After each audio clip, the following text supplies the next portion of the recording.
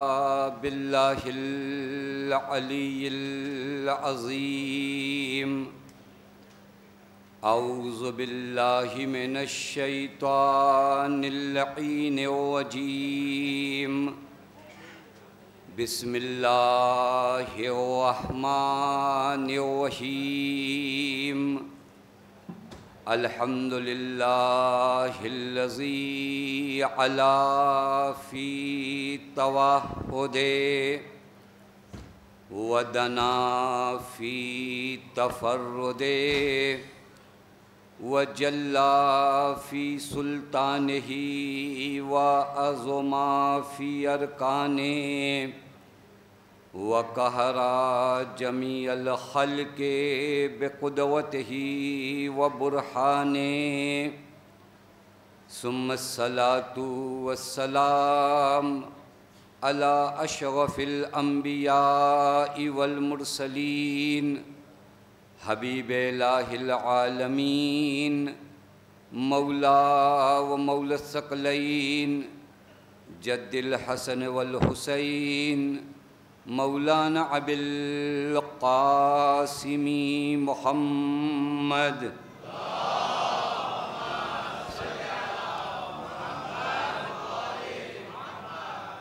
وعلى أهل بيته الطيبين الطاهرين المعصومين المظلومين المنتجبين لا سيما بقية الله في الأرضين واللعنة الدائمة الباقية العاجلة على أعدائهم ومنكري فضائلهم وغاصبي حقوقهم ومخربي شريعتهم أجمعين من الآن إلى يوم الدين أما بعد فقد قال الله الحكيم في محكم كتابه بسم الله الرحمن الرحيم يا أيها الذين آمنوا استجيبوا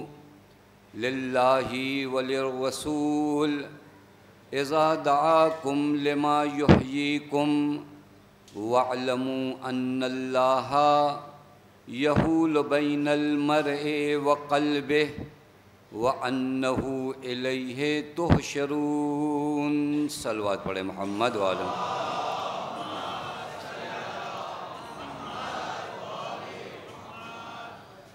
پروردگار عالم کا لاکھ لاکھ شکر ہے کہ اس معبود نے ہمیں اور آپ کو بارگاہ سرکار سید الشہداء میں حاضر ہونے کی توفیق عنایت فرمائی۔ روایات میں ہے کہ ان لربکم فی ایام دہرکم نفحات فتعرضوا لها۔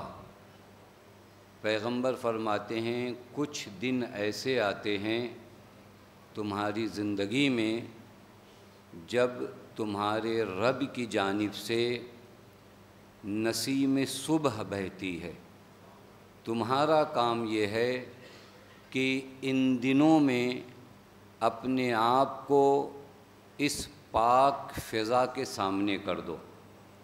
یعنی اگر تم اپنی صحت چاہتے ہو معنوی روحانی تو یہ دن روز نہیں آتے، یہ دن خاص ہوتے ہیں جن دنوں میں اللہ تعالیٰ اپنے بندوں کے لیے ایسی پاک فضا اس خاص مہربانی کی بنیاد پر بھیجتا ہے کہ جس سے انسان کا دل اور انسان کا وجود معرفت پروردگار عالم سے آشنا ہو جائے۔ ایام عزا وہی ایام ہیں جو بے برکت سرکار سید الشہداء اللہ تعالیٰ نے مومنین کے قلوب کو زندہ کرنے کے لیے ان ایام کو قرار دیا ہے۔ اسی وجہ سے روایت میں کہ ان لقتل الحسین حرارۃ فی قلوب المؤمنین لا تبرد ابدا، عاشورہ جو کام کرتا ہے اور جو سب سے اہم کام کرتا ہے، عاشورہ آپ کے دل کو مردہ نہیں ہونے دیتا، اور جس قوم کا دل زندہ ہوتا ہے وہاں ہو سکتا ہے بدن کمزور پڑ جائے لیکن اس خیمے سے کوئی میدان سے فرار نہیں کرتا۔ جہاں دل کمزور ہوتا ہے ہو سکتا ہے جسمانی طاقتیں زیادہ ہوں لیکن انسان میدان عمل میں ٹھہر نہیں پاتا، لیکن اگر دل قوی اور طاقتور ہے تو پھر انسان کے پیروں میں اگر طاقت نہ بھی ہو، ہاتھ میں طاقت اگر پھر بھی نہ ہو، پھر بھی وہ میدان عمل سے فرار نہیں کرتا، چونکہ عاشورہ لوگوں کے دلوں کو مردہ نہیں ہونے دیتی، عاشورہ لوگوں کے دلوں کو زندہ کیے ہوئے، اور اس کی نشانی یہی ہے کہ لوگ مردوں پہ اعتراض نہیں کرتے، جب بھی اعتراض کرتے ہیں زندوں پہ اعتراض کرتے ہیں۔ ہم پر ہر طرف سے جو اعتراض کیے جاتے ہیں اس کی ایک وجہ تو یہ ہے کہ ہمارا دشمن بھی جانتا ہے کہ زندہ ہم ہیں، ہمارے علاوہ کوئی اور زندہ نہیں، اور یہ لبیک یا حسین، لبیک یا حسین۔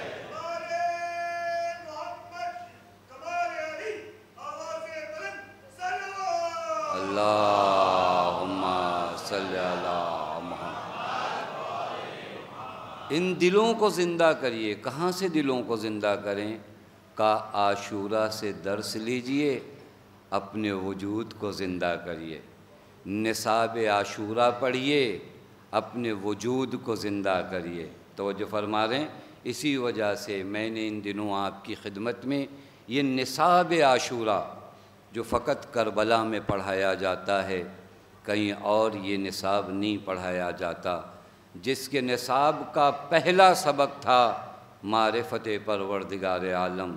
میں نے عرض کیا تھا اگر قوم سمجھ جائے خدا کو تو پھر کسی فرعون سے گھبراتی نہیں ہے، فرعون سے وہ قومیں گھبراتی ہیں جو خدا کی طاقت کو نہیں جانتی، لیکن جب خدا کو انسان پہچان جاتا ہے تو فرعون سے نہیں گھبراتا، اور پھر اس معرفت کی بنیاد پر انسان کے وجود میں ایک شجاعت آتی ہے، اور شجاعت بھی ایسی آتی ہے کہ جہاں پر ایک طرف ہزاروں کا لشکر گھبرایا ہوا نظر آتا ہے، ایک طرف 72 کا لشکر بڑے اطمینان سے عبادت پروردگار عالم میں مصروف نظر آتا ہے۔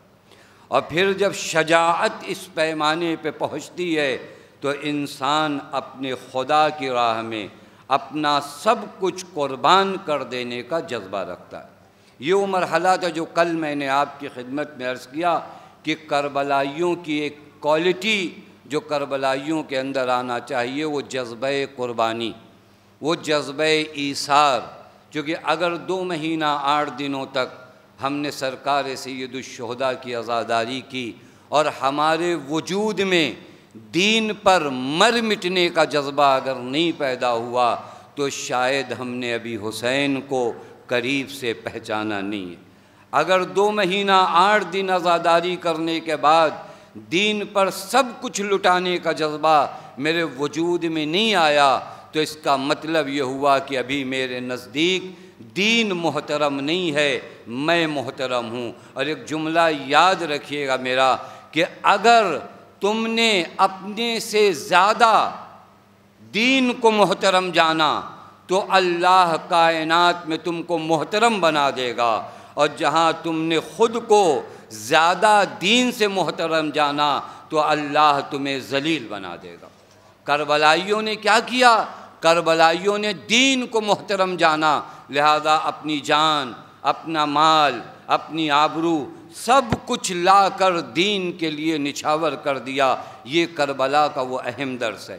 آج کربلا کا ایک اور اہم درس جو ہماری زندگی کے ایک ایک لمحے میں کام آنے والا درس ہے، خدا کی قسم یہ کہیں آپ کو نہیں ملے گا، سوائے کربلا کے یہ درس کہیں سیکھنے ہی کو نہیں ملتے۔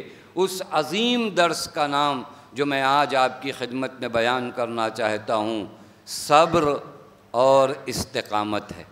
ان دونوں کا معنی میں ساتھ کر رہا ہوں، صبر اور استقامت۔ استقامت یعنی ڈٹے رہنا، بھاگ نہ جانا، مشکلات سے گھبرا نہ جانا، سختیوں سے پیروں میں لرزش نہ آ جانا۔ چند مشکلات کے آ جانے کے بعد انسان کے پیر اگر لرزنے لگیں اور میدان عمل میں ٹھہر نہ پائے تو اس کا مطلب یہ ہے کہ ابھی اس نے کربلا کو صحیح طریقے سے سمجھا نہیں ہے اور کربلا کو صحیح طریقے سے پہچانا نہیں ہے۔ استقامت، صبر، یہ دونوں کا معنی ابھی آپ ایک کریے۔ پائیداری، ڈٹے رہنا، اپنی جگہ سے نہ ہٹنا۔ بڑے علماء نے استقامت اور صبر کی بہت زیادہ ڈیفینیشن بیان کیا، لیکن میں آسان کر کے آپ کی خدمت میں بس اتنا عرض کر رہا ہوں، صبر و استقامت کا معنی یہ ہوتا ہے کہ مشکلات کے وقت میں انسان کا دل مطمئن ہو۔ میں اپنی بات پہنچا سکا نہیں۔ مشکلات اور سختیوں کے وقت میں انسان کا دل مطمئن ہو۔ اب مجھے بتاؤ کائنات میں کہیں آپ نے دیکھا ہو جہاں خنجر لرز رہا ہو اور گلا مطمئن ہو؟ وہ فقط کربلا میں ملتا ہے۔ حسین کا کلیجہ تھا اور حسین کا گلا تھا جو اطمینان کی معراج پر تھا، خنجر لرز رہا تھا۔ یہ وہ استقامت ہے، یہ وہ پائیداری ہے جو کربلا کے علاوہ کہیں اور نظر ہی نہیں آئے گی، کہ اپنے آپ کو، اپنے نفس کو، اپنے قلب کو ثابت قدم رکھنا۔ شدائد، سختیاں، مشکلات، مصائب جتنی بھی آ جائیں، لیکن قلب آپ کا مطمئن ہو، قلب آپ کا ثابت قدم ہو۔ یہ کربلا کا وہ عظیم درس ہے۔ خدا کی قسم اگر آپ کبھی غور کریے، امام زمان کی دعا آپ پڑھتے ہیں نا، اللہم ارزقنا توفیق الطاعہ وبعد المعصیہ وعرفان الحرمہ وصدق النیہ، اس کے بعد ایک جملہ کہتے ہیں وَأَكْرِمْنَ بِالْهُدَى وَالْإِسْتِقَامَةِ۔ اس دعا میں آپ اللہ سے کیا مانگتے ہیں؟ میرے اللہ مجھے ثابت قدم قرار دے، ثابت قدم قرار دے، یعنی میرا وجود ثابت رہے، میں ان ریزوں اور ان پتوں کی طرح نہ رہوں جنہیں جو ہوا جہاں سے چلے موڑ دے۔ میرے وجود کو پہاڑ بنا، طوفان مجھ سے ٹکرا کر اپنا راستہ بدل دیں، لیکن میں نے جو راستہ اپنایا ہے وہ راستہ نہ چھوڑوں۔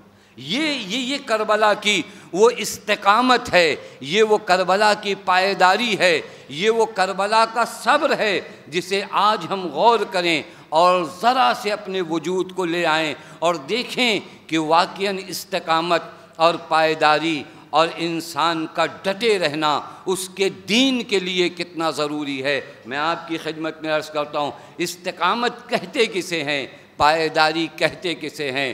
آئیے قرآن سے پوچھئے، ان الذین قالوا ربنا اللہ ثم استقاموا تتنزل علیہم الملائکہ الا تخافوا ولا تحزنوا وابشروا بالجنۃ التی کنتم توعدون۔ کچھ لوگ ہیں جو کہتے ہیں ہمارا رب خدا ہے، اور پھر جب کہتے ہیں کہ ہمارا رب خدا ہے، ثم استقاموا، فقط زبان سے نہیں کہتے، جب بات آ جاتی ہے کہ رب خدا ہے، اسے ثابت کیا جائے تو وہ میدان جنگ چھوڑ کر بھاگتے نہیں ہیں، میدان جنگ میں ڈٹے رہتے ہیں۔ دیکھیے زبان سے دین کو، نعروں کو لگانا آسان ہے، میں آپ کی خدمت میں جو عرض کر رہا ہوں، زبان سے دین کے نعرے لگانا آسان ہے، دین کے نعروں پہ ثابت قدم رہنا سخت ہے۔ زبانی دین کے نعرے کوفے سے لگائے جاتے ہیں اور دین کے نعروں پہ ثابت قدم رہنے کا درس کربلا سے دیا جاتا ہے۔ یہ فرق ہے، زبانی دین کے نعرے بہت لگتے ہیں دنیا میں، آپ جا کر پوری تاریخ کو اٹھا کر دیکھ لیجئے، زبانی دین کے نعرے کتنے لگائے گئے، یا رسول اللہ ہم آپ پر فدا ہو جائیں، یا رسول اللہ ہماری جان آپ پر قربان ہو جائے، یا رسول اللہ ہمارے ماں باپ آپ پر قربان ہو جائیں۔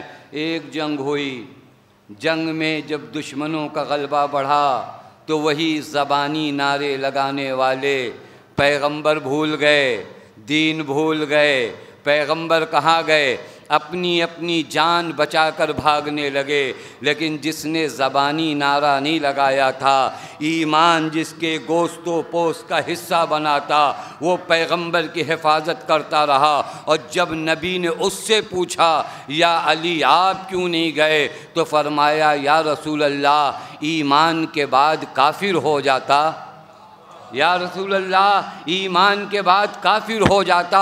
یہ جملہ بتا کر علی نے بتایا کہ دیکھو میدان عمل میں اگر کوئی دین کے نعروں پہ ثابت قدم نہ رہے، وہ زبان کا تو مسلمان ہو سکتا ہے لیکن حقیقت میں اسلام کا اس سے کوئی تعلق نہیں ہے۔ ایک صلوات پڑھے محمد و آل محمد۔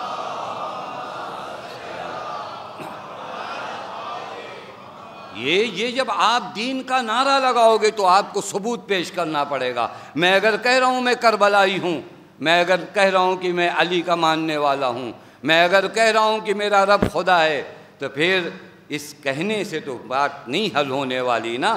بعض مقامات پر تمہیں ثابت کرنا پڑے گا کہ تم نے جو زبان سے کہا ہے تمہارا عمل اس کی گواہی دے رہا ہے یا نہیں دے رہا ہے۔ میں یوں تو کہوں گا ربنا اللہ، لیکن حقیقت میں خدا کو رب مانتا ہوں یا نہیں۔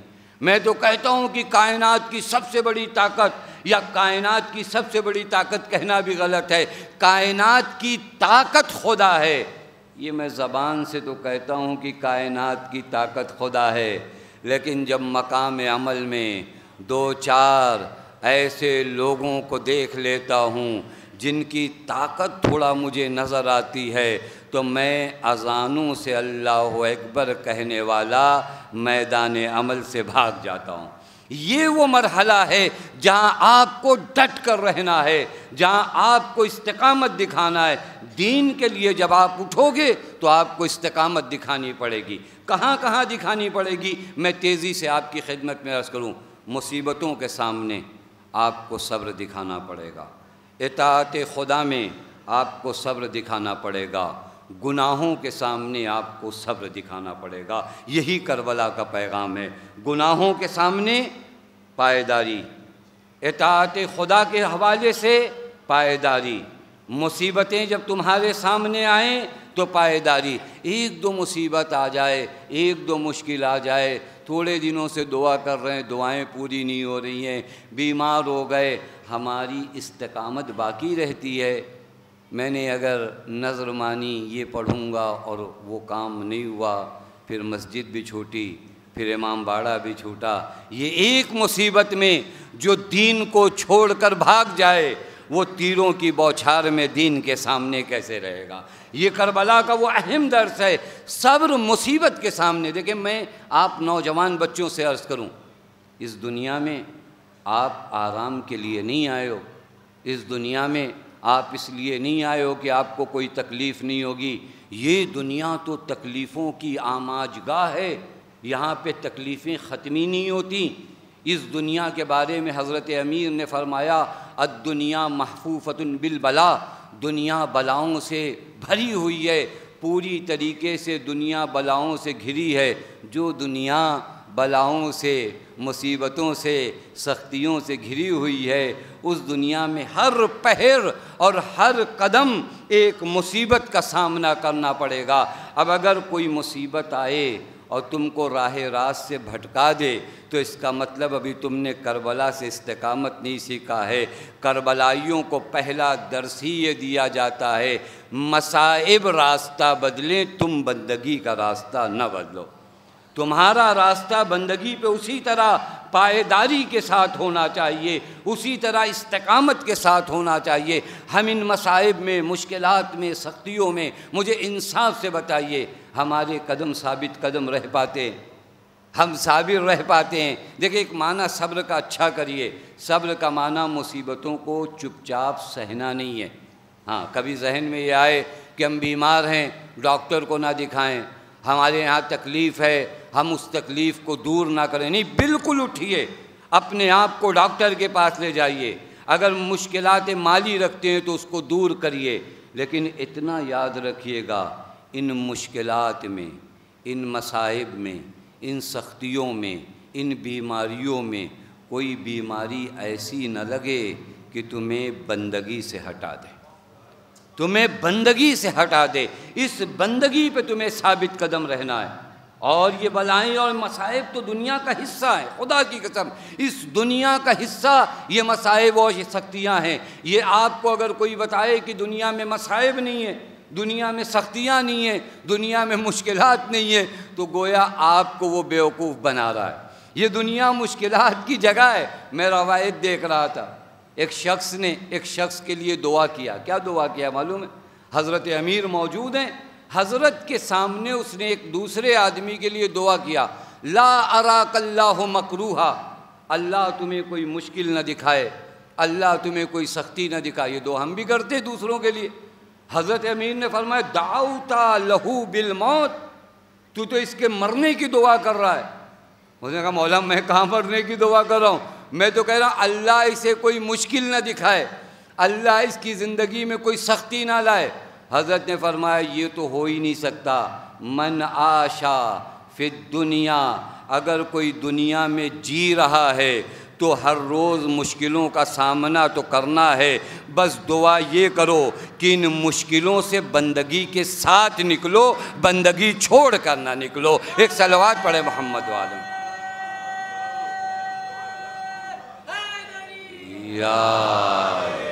ان مشکلوں سے بندگی کے ہمراہ نکلو۔ یہ مشکلیں ہیں۔ جناب موسیٰ کو خبر ہوئی کہ فلاں آدمی میرا پڑوسی ہے، گئے ایک شخص کے پاس۔ روایت عجیب ہے، مفلوج آدمی، بیمار آدمی، یعنی جس حساب سے بھی آپ تصور کر سکتے ہو بیچارہ بہت ہی برے حال میں تھا۔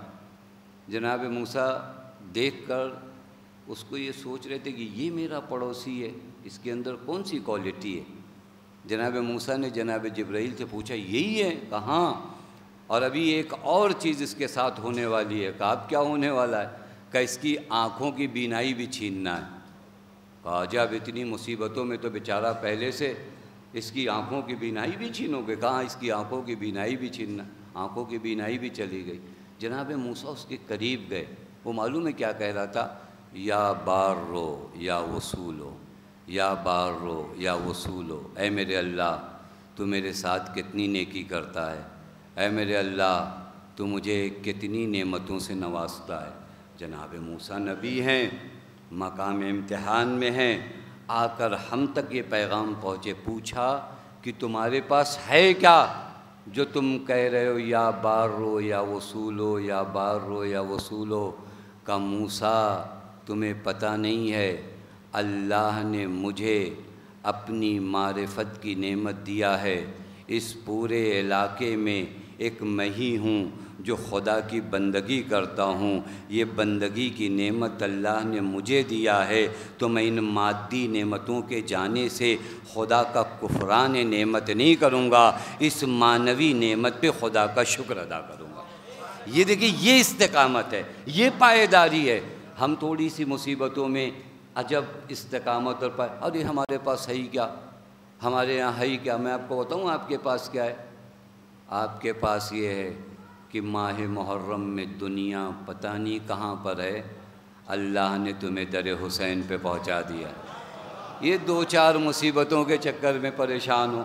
میں روایت دیکھ رہا تھا، آپ کو روایت بتاتا ہوں تاکہ آپ کو تھوڑا غم ہو نا، تھوڑا سا محزون ہو، تھوڑا سا مشکلات ہوں، تو آپ شکوے پروردگار عالم نہ کرو۔ اللہ نے ایک بہت بڑی نعمت آپ کو ایسی عطا فرمائی۔ نہیں ہے روایت میں ہے نا کہ اذا اراد اللہ بعبد خیرا، جب اللہ کسی بندے کے ساتھ بھلائی کرنا چاہتا ہے، قذف فی قلبہ حب الحسین، تو اللہ اس بندے کے دل میں محبت حسین ڈال دیتا ہے۔ تو اب دین سے کیوں بھٹکتے ہو؟ چند پیسے نہ آئیں تو ہم خدا کی بارگاہ میں شکوہ کرنے چلے جاتے ہیں، لیکن اس اللہ نے حسین جیسی محبت ہمارے دلوں میں دیا ہے، ہم اس کا شکر نہیں ادا کرتے۔ یہ اہم ہے نا، یہ واقعاً خدا کی قسم انسان یہاں استقامت دکھائے۔ روایت میں ایک روایت تو عجیب ہے کہ اللہ دنیا عطا کرتا ہے من یحبہ و من یبغضہ۔ دنیا میں اللہ جس سے محبت کرتا ہے اس کو بھی دیتا ہے، جس سے نفرت کرتا ہے اس کو بھی دیتا ہے، دونوں کو دیتا ہے دنیا سب کے پاس ہے۔ لیکن روایت کہتی ہے وَلَا يُعْتِي الْأَمْرُ هَذَا، لیکن ہماری محبت کو اللہ نہیں دیتا الا اہل صفوتہ، سوائے اپنے منتخب بندوں کے۔ اب چند مصیبتوں پہ آنے کے بعد، چند مصائب کے آ جانے کے بعد انسان اگر راہ بندگی کو چھوڑ دے تو اس کا مطلب یہ ہے کہ اس نے کربلا سے استقامت کا درس نہیں سیکھا، اس نے کربلا سے ڈٹے رہنے کا درس نہیں سیکھا۔ آپ مجھے انصاف سے بتائیے گا، خدا کی قسم، کربلا میں کتنی مشکلیں آئیں، کتنی سختیاں آئیں، پانی بند تھا، توہین کی گئی، لیکن ان تمام مشکلوں میں کربلا میں حمد خدا بڑھی ہے یا حمد خدا گھٹی ہے؟ مجھے بتائیے۔ کربلا میں ہر طرف سے خیمہ حسینی سے الحمدللہ الشکر للہ کی صدائیں بلند ہوئے۔ بس یہ پہلی وہ جگہ ہے جہاں آپ کو پائیداری دکھانا ہے۔ یہاں پر سختیاں ہیں، یہاں مصائب ہیں۔ جب اس دنیا میں آپ نے قدم رکھا ہے تو مصائب کی ایک آماج گاہ ہے، مصائب کا ایک طوفان ہے، لیکن کربلا ہمیں بتاتی ہے مشکلات میں صبر و استقامت کا دامن مت چھوڑنا۔ دوسری جگہ میں آپ کو بتاؤں جہاں صبر و استقامت کربلا بتاتی ہے، جب راہ اطاعت خدا میں نکلو گے تو شیطانی نمائندے آ کر تمہیں دھمکیاں دیں گے، ان کی دھمکیوں سے گھبرانا نہیں، راہ اطاعت پر اسی طرح سفر کرتے چلے جانا۔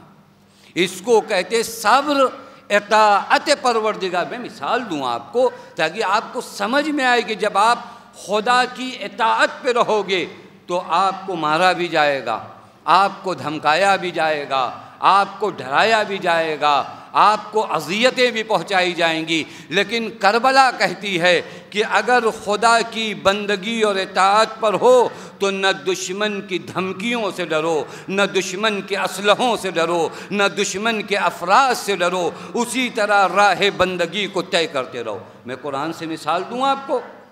قرآن نے ایک عجیب مثال پیش کیا ہے، اور شاید اس کو تھوڑا قرآن کھولیے گا اور جا کر قرآن کو ان آیتوں کو دیکھیے گا کہ جو راہ بندگی پہ آتے ہیں ان کو ڈرایا کتنا جاتا ہے۔ اور مثال بھی جادوگروں کی ہے۔ کون سے جادوگر؟ جنہیں جمع کیا گیا تھا فرعون کو ذلیل کرنے کے لیے، سمجھ رہے ہیں؟ جنہیں تم بلاتے ہو فرعون، جنہیں تم بلاتے ہو موسیٰ کو ذلیل کرنے کے لیے، اللہ ایسی قدرت رکھتا ہے انہی جادوگروں کے ذریعے موسیٰ کو عزیز کر دیتا ہے۔ پورے جادوگروں کو جمع کیا گیا اور وہ جادوگروں نے جادو دیکھا۔ میں وہ جملے نہیں عرض کرنا چاہتا، تیزی سے آنا چاہتا ہوں۔ جب انہوں نے ایمان لے آئے وہ لوگ تو ہوا کیا؟ اس کے بعد ان لوگوں نے کہا آمنا برب ہارون و موسیٰ، ہم تو ایمان لے آئے موسیٰ اور ہارون کے رب پہ۔ معلوم ہے اب دھمکی آئی۔ کیا دھمکی آئی؟ آمنتم قبل ان آذن لکم، تم ایمان لے آئے مجھ سے اجازت بھی نہیں لی۔ یہ سمجھ رہے ہیں فرعون وقت کا لہجہ؟ اس کو لگتا ہے کہ سانس بھی لی جائے تو اس سے اجازت لے کر لی جائے۔ کہ ایمان لے آئے اور مجھ سے اجازت بھی نہیں لی۔ اب یہاں سے دھمکی شروع ہے جسے قرآن نے نقل کیا ہے، لَأُقَطِّعَنَّ، میں تمہارے ہاتھ پیر کاٹ دوں گا، اور لَأُصَلِّبَنَّكُمْ فِي جُذُوعِ النَّخْلِ، اور میں تمہیں سولی پہ چڑھا دوں گا۔ سے بات قدمی کو دیکھیے گا، ڈر گئے، گھبرا گئے، کہا نہیں کیسی بات کرتا ہے، فَقْزِ مَا أَنْتَ قَاذٍ، یہ نعرہ ہے۔ ان جادوگروں نے فرعون کی آنکھوں میں آنکھیں ڈال کر کہا فرعون ڈراتا کسے ہے، فرعون دھمکیاں کسے کہ دیتا ہے، جو تیرے دل میں آئے تو کر لے، جو تیرے دل میں آئے تو کر لے۔ مطلب سمجھے کہ جب راہ اطاعت پہ نکلو گے تو فرعونوں کی جانب سے دھمکی آئے گی، لیکن تمہیں ان کی آنکھ میں آنکھ ڈال کر کہنا ہے جو دل میں آئے کر لے، فَإِنَّا تَغْزِي فِي هَذِهِ الْحَيَاةِ الدُّنْيَا۔ فرعون تو جانتا ہے تیری اوقات بس اتنی ہے، تو اسی دنیا میں فیصلہ کر سکتا ہے، لیکن ہم جس خدا کو مانتے ہیں وہ اس دنیا میں بھی فیصلہ کرتا ہے اور اس عالم میں بھی فیصلہ کرتا ہے۔ ایک صلوات پڑھے محمد و آل محمد۔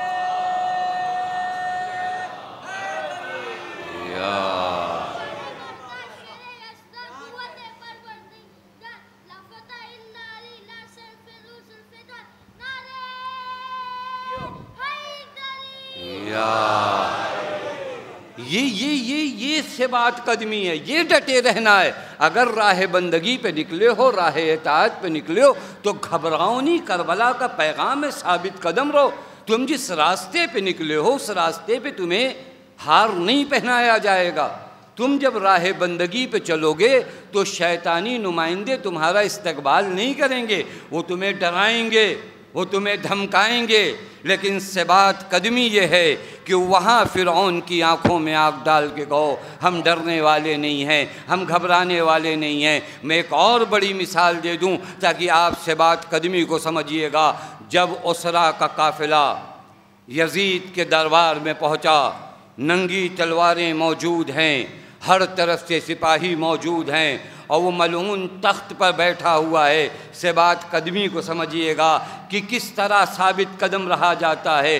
72 جنازے دیکھ کر یہ اسرا آئے ہیں، ساری سختیوں کو برداشت کر کے یہ اسرا آئے ہیں، اور جب پہنچے ہیں دربار میں تو جب لفظوں کا طعنہ دیا جانے لگا اور جب کہا جانے لگا کہ تمہیں اللہ نے رسوا کیا، تمہیں اللہ نے ذلیل کیا، تو ثبات قدمی کی معراج کو آ کر دیکھیے۔ اس وقت ایک بی بی اٹھتی ہے اور فرماتی قد قیدک وسعصایک وناسب جہدک فواللہ لا تمحو ذکرنا ولا تمیت وحینا۔ مطلب سمجھ رہے ہو؟ اسی کو کہتے ہیں ثبات قدمی۔ جس دربار سے نعرہ اٹھا تھا کہ نہ کوئی قرآن آیا تھا نہ کوئی وحی آئی تھی، لعبت ہاشم بالملک، مولوی ہاشم نے ملک کے ساتھ ان لوگوں نے ایک فراڈ کیا، نہ کوئی قرآن آیا نہ کوئی وحی آئی۔ اس دربار میں ایک بی بی جب پہنچی تو اس نے ثبات قدمی کا مظاہرہ کر کے کیا بتایا؟ قد قیدک وسعصایک وناسب جہدک۔ یزید ڈراتا کسے ہے؟ جو بن پڑے کر لے، جتنی طاقت ہو تیرے پاس استعمال کر لے، جتنا مجمع تو لا سکتا ہے لے آ، جتنی دولت تو لٹا سکتا ہے لٹا دے، لیکن اگر تیرا منشا یہ ہے کہ تو ہمارے ذکر کو ختم کر دے گا تو فواللہ لا تمحو ذکرنا ولا تمیت وحینا، ہمارا ذکر باقی رہے گا، قرآن باقی رہے گا۔ یہ ثبات قدمی ہے۔ یعنی زینب بتا رہی تھی کہ یاد رکھنا تو سروں کو کاٹ سکتا ہے، نہ قرآن کو مٹا سکتا ہے، نہ اہل بیت کو مٹا سکتا ہے، اور 1400 سال بعد ذکر اہل بیت بھی باقی ہے اور قرآن بھی باقی ہے۔ تو جو فرما رہے ہیں اللہم صلی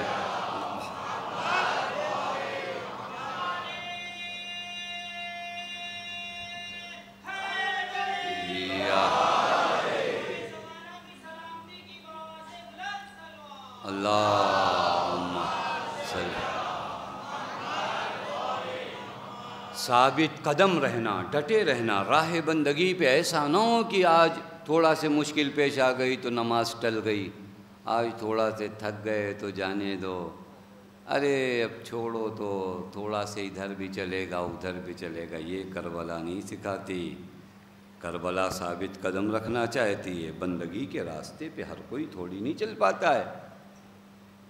منہ سے دین کے نعرے لگانے اور ہیں، ان کو پہچاننا ہے تو حضرت نے خود بتایا الناس عبید الدنیا والدین لعق علی السنتہم یہوتونہ ما درت معاشہم فاذا محسوا بالبلاء قل الدیانون۔ حضرت فرماتے ہیں بہت بڑا مجمع دیکھ کے مت سمجھنا کہ سب خدا کے بندے ہیں۔ ان کی عادت ہو گئی نماز پڑھنا، ان کی عادت ہو گئی روزہ رکھنا، یہ نماز بندگی کی بنیاد پہ نہیں پڑھتے، ڈر کے پڑھتے ہیں کہ اگلے دن کہیں کچھ جل نہ جائے، اگلے دن کہیں کچھ بگڑ نہ جائے۔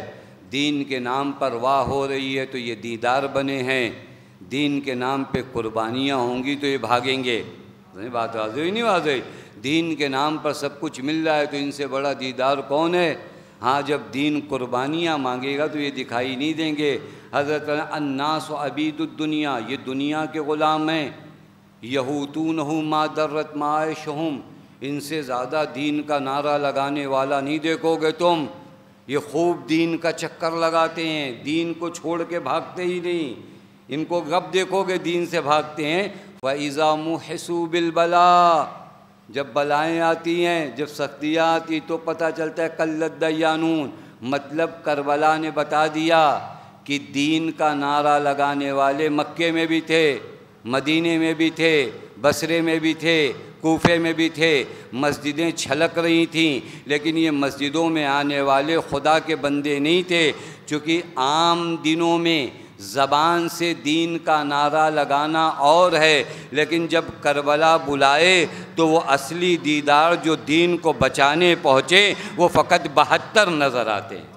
یہ ثبات قدمی ہمارے وجود میں آنی چاہیے۔ سختیاں ہوں گی، میں آپ کو بتا رہا ہوں سختیاں ہیں۔ اس راستے پہ اگر کوئی یہ سوچ کر آیا ہے کہ اس راہ بندگی پہ سختی نہیں ہے تو دھوکے میں آیا ہے۔ اس راہ بندگی پہ سختیاں ہیں، ایک ایک محاذ پہ سختی ہے، ایک ایک قدم پہ سختی ہے، لیکن ان سختیوں سے اپنے آپ کو پار کرانا یہ کربلا سکھاتی ہے۔ کس طرح اپنے وجود کو لے جاؤ، ایسا نہ ہو تھوڑا سے مصیبت آ جائے، تھوڑی سی مشکل آ جائے، اس کو کہتے ہیں صبر بر طاعت، طاعت خدا پر صبر کرنا، بندگی خدا پہ صبر کرنا، ثابت قدم رہنا، اس بندگی کو چھوڑ کر نہ جانا۔ ذرا سے ہمارے بارے میں کسی نے کچھ کہہ دیا، ذرا سے ہم کو وہ چیز نہیں ملی جو ہم چاہتے تھے، ہم نے کہا نہیں آج کے بعد سب ختم، نہ مسجد جائیں گے، نہ امام باڑے جائیں گے، نہ مجلس جائیں گے، تو پھر تو آپ ثابت قدم نہیں رہ پائے نا۔ نہیں، اور آسان کروں، مومن کسے کہتے ہیں؟ المومن اسلب من الجبل، مومن کو پہاڑ نہیں کہا گیا، کہا المومن اسلب من الجبل، مومن پہاڑ سے زیادہ سخت ہوتا ہے۔ والجبل یستقل، جبل پر اگر آپ پہاڑ پر کلہاڑی مارے نا تو کچھ پتھر ٹوٹ کے نکل آتے ہیں، ولیکن مومن لا یستقل من دینے، مومن پر مصیبتوں کی کتنی بھی کلاڑیاں چلیں اس کا دین کم نہیں ہوتا۔ یہ ثبات قدمی ہے، یہ ثبات قدمی ہے۔ اور ایک آخری ثبات قدمی جو آپ کو بتاؤں، جو کربلا سے ہمیں درس، چونکہ ثبات قدمی سیکھ جاؤ، ڈٹے رہنا، مصیبتوں کے سامنے ڈٹے رہنا، خدا کی بندگی پہ ڈٹے رہنا۔ ایک بہت بڑا معرکہ جو آپ کو طے کرنا ہے اور آج کے زمانے میں طے کرنا ہے، گناہوں کے سامنے ڈٹے رہنا۔ دو جملوں میں فرق ہے، گناہوں پر ڈٹے رہنا نہیں، گناہوں کے سامنے ڈٹے رہنا۔ ہاں، نہیں تو پتہ چلا کہیں گناہوں پر ڈٹے رہنا، نہیں، گناہوں کے سامنے ڈٹے رہنا۔ اس کو روایت میں کہتے ہیں الصبر عن المعصیہ۔ کیا کہا جاتا ہے؟ الصبر عن المعصیہ، گناہوں کے سامنے ڈٹے رہنا، یعنی گناہوں کو اپنے قریب نہ آنے دینا۔ اور میں روایت دیکھ رہا تھا، صبر علی المصیبہ پر 300 درجہ ہے، صبر علی الطاعہ پر 600 درجہ ہے، اور صبر عن المعصیہ پہ 900 درجہ ہے۔ آپ غور کر سکتے ہیں، گناہوں کے سامنے اپنے وجود کو ثابت قدم رہنا اور گناہوں کے قریب نہ جانا، بہانے نہیں بنانا، بہانے نہیں بنانا۔ ماحول ایسا ہے، سماج ایسا ہے، سب یہی کر رہے ہیں، پوری دنیا جھوٹ بول رہی ہے، بزنس میں تو ہوتا ہی ایسا ہے۔ آپ زبردستی کی ممبر پہ باتیں مت کرو، آپ کبھی دکان کے سامنے آؤ، ہمیں یہ کرنا پڑتا ہے، وہ کرنا پڑتا ہے، تو پھر کربلا سے آپ نے صبر عن المعصیہ کہاں سیکھا؟ نہیں، ایک جملہ کہوں شاید آپ اسے سمجھ جائیں، کربلائی وہ نہیں ہوتے جنہیں سماج بدل دے، کربلائی وہ ہوتے ہیں جو سماج کو بدل دیں۔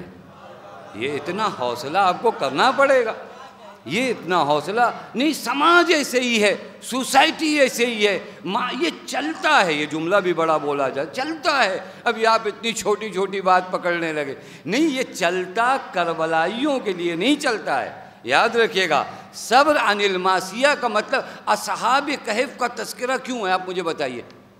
اصحاب کہف کا تذکرہ حتیٰ سرکار سید الشہداء نے بھی جب نوک نیزہ پہ سر گیا تو اصحاب کہف کی آیتوں کو خوب پڑھا۔ کیوں تذکرہ ہے قرآن میں اصحاب کہف کا؟ آپ نے کبھی سوچا کیا پرابلم تھا ان لوگوں کا، کیا فضیلت تھی ان لوگوں کی کہ خاص کر انہی کا تذکرہ ہو رہا ہے؟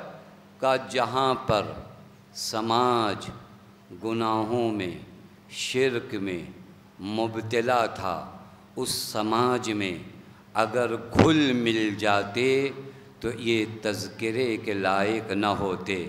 جو اپنے آپ کو اس سماج سے ہٹا لیں وہ قرآن میں مدحت کے لائق بن جاتے۔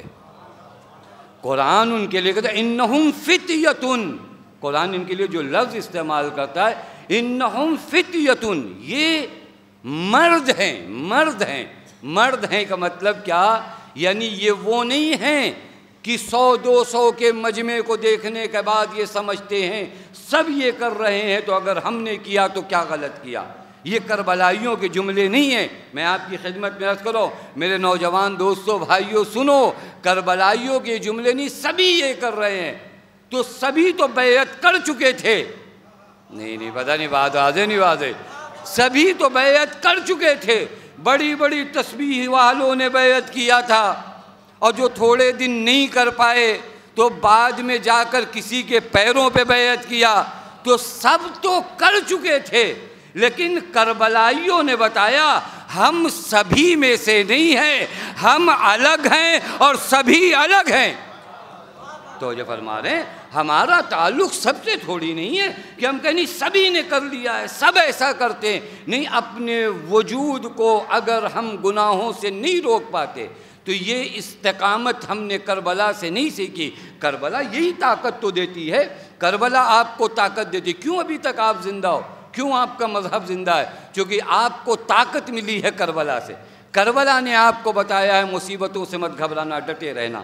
کربلا آپ کو بتاتی ہے خدا کی بندگی پہ اگر چل رہے ہو تو مشکلات آئے گی، ڈٹے رہنا۔ اسی کربلا کی استقامت کی طاقت سے سیکھو نا کہ ہزاروں گناہ کے ہجوم ہوں گے، ہزاروں گناہ تمہاری سمت بڑھیں گے، گناہوں کی فوج لے کر شیطان آئے گا، لیکن ایک طاقت جو تمہیں کربلا نے دی ہے ڈٹ کر کھڑے رہنے کی، وہ طاقت اتنی بڑی ہے کہ اگر تم چاہ جاؤ تو گناہ کو اپنے وجود سے قریب نہ آنے دو۔ یہ وہ استقامت ہے، صبر عن المعصیہ۔ اور پھر اس کے بعد آپ جا کر روایت میں دیکھیے جو لوگ یہ قدم اٹھاتے ہیں، صبر بر مصیبت، صبر علی الطاعہ، صبر عن المعصیہ، اس کے بعد اللہ جزا کیا دیتا ہے؟ روایت کہتی ہے وہ لوگ جو گناہوں کے قریب نہیں جاتے، جو اپنے وجود کو میں نے صابر کا معنی صحیح کہ ہمارے کیا صابر کا معنی چپ رہنے والے کو کہتے ہیں، نہیں چپ نہیں، ڈٹے رہنے والے کو کہا جاتا ہے۔ کربلائیوں ڈٹو، یہ لوگ جو صبر کرتے ہیں گناہ پر، یعنی گناہ کے قریب نہیں جاتے، ان کے بارے میں روایت میں معلوم ہے کیا ہے؟ یتیرون من قبورہم الی الجنہ۔ آپ سب کو پتہ ہے جنت میں جانے کے لیے کتنے پڑاؤ ہیں، ادھر ادھر ادھر، حتیٰ بعض جگہوں پہ 1000 سال روکے جائیں گے، لیکن بعض لوگ ایسے جنت میں جائیں گے، روایت یتیرون من قبورہم الی الجنہ، یہ لوگ اپنی قبر سے اڑیں گے اور جنت پہنچ جائیں گے۔ کیسے جائیں گے؟ یتیرون من قبورہم الی الجنہ، اور اتنا اسپیڈ میں پہنچیں گے، اتنا تیز پہنچیں گے کہ ملائکہ سوال کریں گے حل رأیتم الحساب، حل رأیتم الکتاب، اتنی جلدی کیسے؟ حساب دیکھ کر آئے ہو منزل حساب؟ یہ کہیں گے ہاں ہم چلے آئے۔ کہیں جلدی کیسے آئے؟ کوئی کوالٹی ہے تمہارے اندر؟ کہ ایک کوالٹی ہمارے اندر یہ ہے کہ ہم تنہائی میں کسی اور کی وجہ سے نہیں، خدا سے حیا کھا کر گناہ نہیں کرتے تھے۔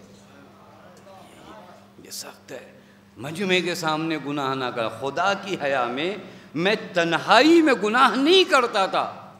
یہ ایک میری کوالٹی ہے. دوسری کیا کوالٹی ہے کہ ہماری دوسری کوالٹی ہے کہ جو اللہ نے ہمیں دیا تھا نا, جو کم ہی دیا تھا, نرضا جو ہمیں دیا تھا, ہم نے شکوے نہیں کیے کہ ہمیں کیا ملا, دیکھو ان کو دیکھو. نہیں, جو دیا اس پہ راضی رہے. مطلب سمجھے, دو چیزیں انسان کو طیران کے ساتھ جنت میں لے جاتی ہیں. ایک گناہوں سے دوری, ایک اللہ کی ذات سے رضا. یوں مرحلہ ہے جو استقامت اور جو ڈٹ کر کھڑے رہنا اگر ہم سیکھ جائیں نا کربلا سے, آپ یاد رکھیے گا, آپ ڈٹے رہو, دشمن آپ کے راستے بند کرے گا, ایسا لگے گا کہ سب ختم ہو گیا, لیکن آپ کا کام وہاں پر کامیابی حاصل کرنا نہیں ہے. آپ کا اور میرا کام رکے رہنا ہے. کامیابی دینا خدا کا کام ہے. اور آسان کروں, آپ کا کام یوسف کی طرح بند دروازوں کی طرف دوڑنا ہے. دروازوں کو کھولنا خدا کا کام ہے. ہمارا کام دروازے کھولنا تھوڑی نہیں ہے, ہمارے بس کی بات نہیں ہے. یوسف نے کیا کیا, جب یہ گناہ کے قریب لانا چاہا, اب جناب یوسف وہاں کہتے نہیں وہ دروازہ بند ہے, میں اگر جاؤں بھی تو کیسے جاؤں.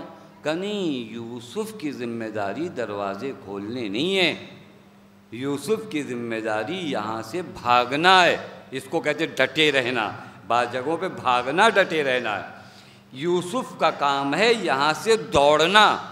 خوب جناب یوسف کہاں جا رہے ہو دوڑ کر, دروازے تو بند ہیں. کہ کیسی باتیں کرتے ہو.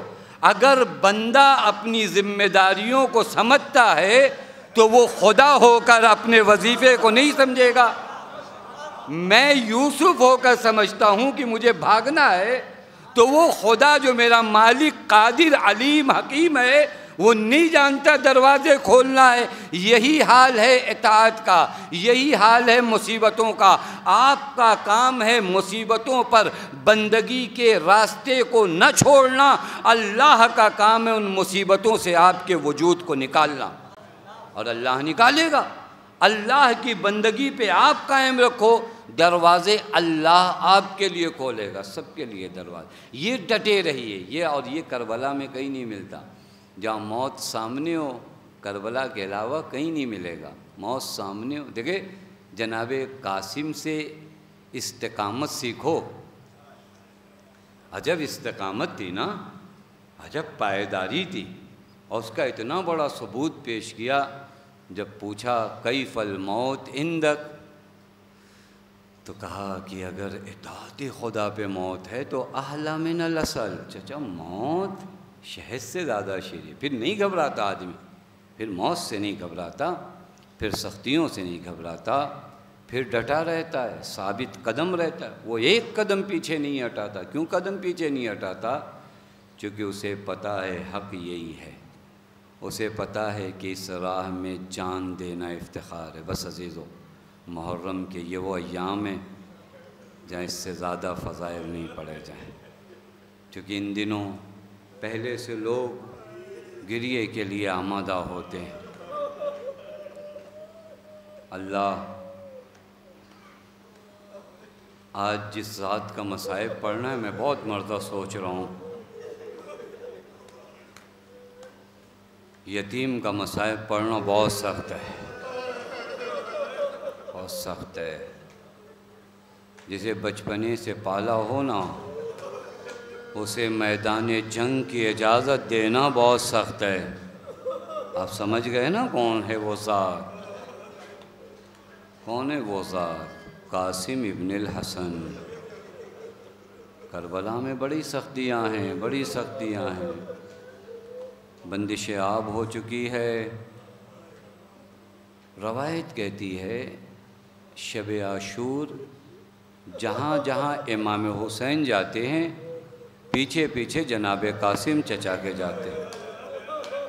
جہاں جہاں امام حسین جاتے, جناب قاسم اپنے چچا کے پیچھے پیچھے ہیں. کیوں جانتے ہو؟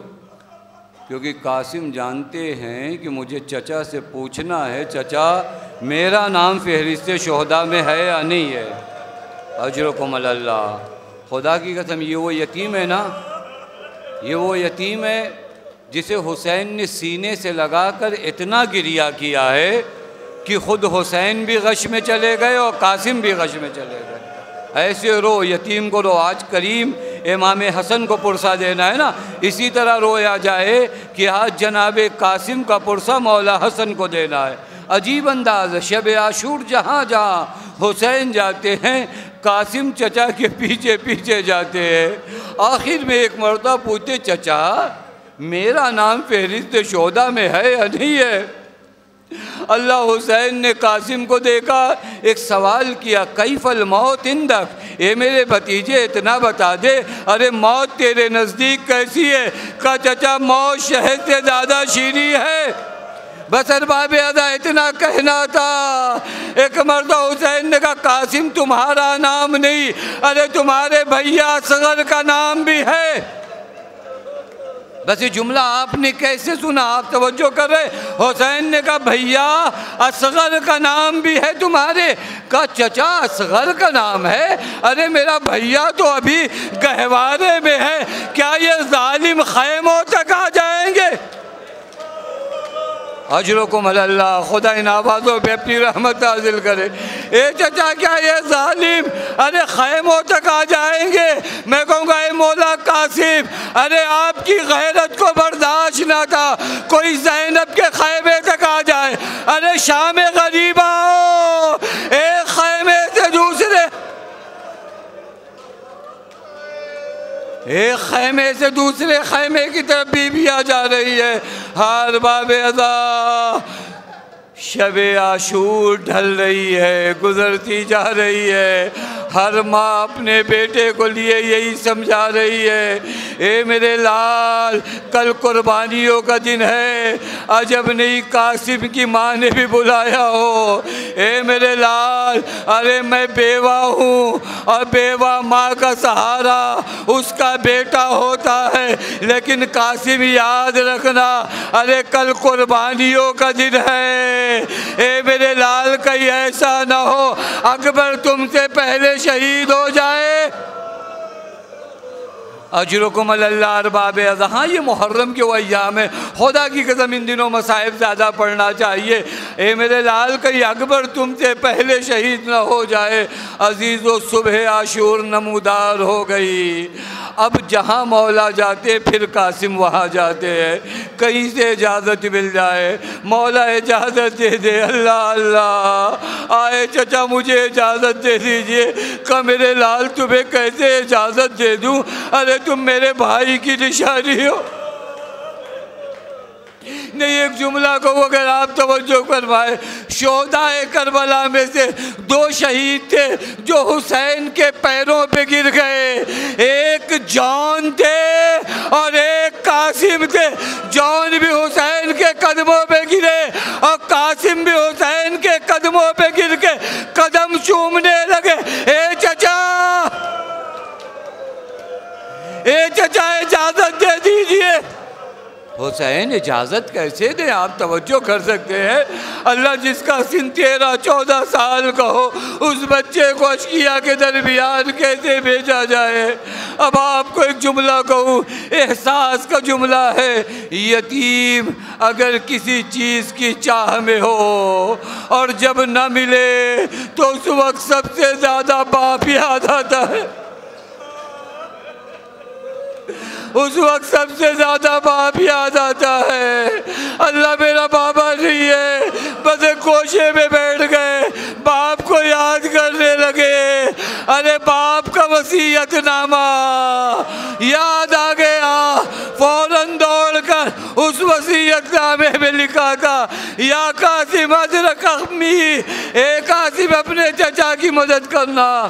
بھائی کی تحریر لے کر قاسم آ گئے۔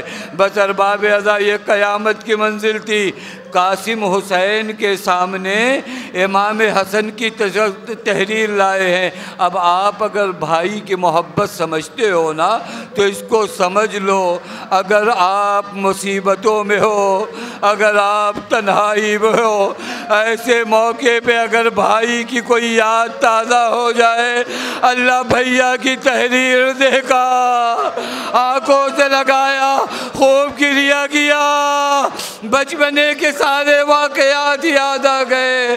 اب جب بھائی کی تحریر لا دیے ہو قاسم، روایت کہتی سینے سے لگا کر حسین کریا کرنے لگے، چونکہ حسین جانتے ہیں ارے قاسم جا تو رہے ہیں لیکن واپس نہ آئیں گے۔ بس ارباب ازا علامہ شوستری فرماتے ہیں جناب قاسم کو سوال کیا گیا، لیکن جانتے ہو انداز کیا تھا؟ ابھی جناب قاسم جو گھوڑے پہ سوار ہو رہے ہیں نا تو پیر رکاب تک نہیں پہنچ رہا ہے۔ یہ جملہ یاد رکھیے گا، مرحوم شوستری فرماتے جب قاسم سوار ہو رہے تھے تو پیر رکاب تک نہیں پہنچ رہا ہے۔ اللہ قاسم گئے، میں نے عرض کیا یہ جملہ یاد رکھیے گا، میں پھر لوٹ کر آؤں گا اس جملے پر۔ ابھی قاسم کے پیر رکاب تک نہیں پہنچ رہے، قاسم گئے، اللہ ہر طرف سے ان ظالموں نے گھیرا، علی کا پوتا ہے، ارے شجاعت کے جوہر دکھائے، ازرق کے 4 بیٹوں کو واصل جہنم کیا، وہ ملعون خدا کے بڑھا اور کہا تیری ماں کو تیرے غم میں بٹھاتا ہوں۔ ہر طرف سے حملے ہوئے لیکن ابھی بھی کوئی غالب نہ آ سکا۔ اب میں آپ کو بتاؤں ان ظالموں نے کیا کیا، ہر طرف سے جناب قاسم کو گھیر لیا، کسی نے تلوار سے حملہ کیا، نہیں، روایت کہتی بعضوں نے پتھر اٹھا کر مارنا شروع کی، پتھر اٹھا کر مارنا شروع کیے۔ بس ارباب ازا یہ وہ قیامت کی گھڑی تھی، ہر طرف سے حملہ ہونے لگا۔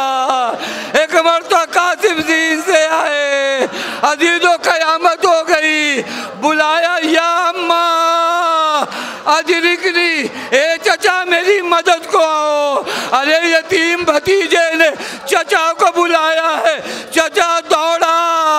اب جو اس ظالم نے دیکھا کہ حسین آ رہے ہیں، ارے اس نے اپنے لشکریوں کو بلایا، ارے گھوڑے آنے لگے، ادھر کے گھوڑے ادھر، ادھر کے گھوڑے ادھر، ارے لاشیں قاسم پامال۔ حسین ایک دھول تھی، گرد و غبار تھا، معلوم ہے جو ارباب مقاتل کہتے ہیں گرد و غبار تھا۔ گرد و غبار جب بیٹھا نا تو حسین نے عجیب منظر دیکھا۔ کیا منظر دیکھا؟ قاسم کا جنازہ پامال ہو چکا ہے، قاسم ایڑیاں رگڑ رہے ہیں، قاسم ایڑیاں رگڑ رہے ہیں۔ بس ارباب ازا لاشیں قاسم کو اٹھایا ہے۔ بعض ارباب مقاتل لکھتے ہیں حسین نے سینے سے لگا لیا۔ اب میں نے وہ جملہ کہا تھا نا، جب قاسم چلے تھے تو پیر رکاب تک نہیں پہنچ رہے تھے، لیکن اتنا گھوڑے کی ٹاپوں سے پامال ہوئے۔ اب جو جنازہ جا رہا ہے، ارے خط کھینچتا ہوا جا رہا ہے، ایک ماں اس جنازے کے لیے بیٹھی، واہ قاسم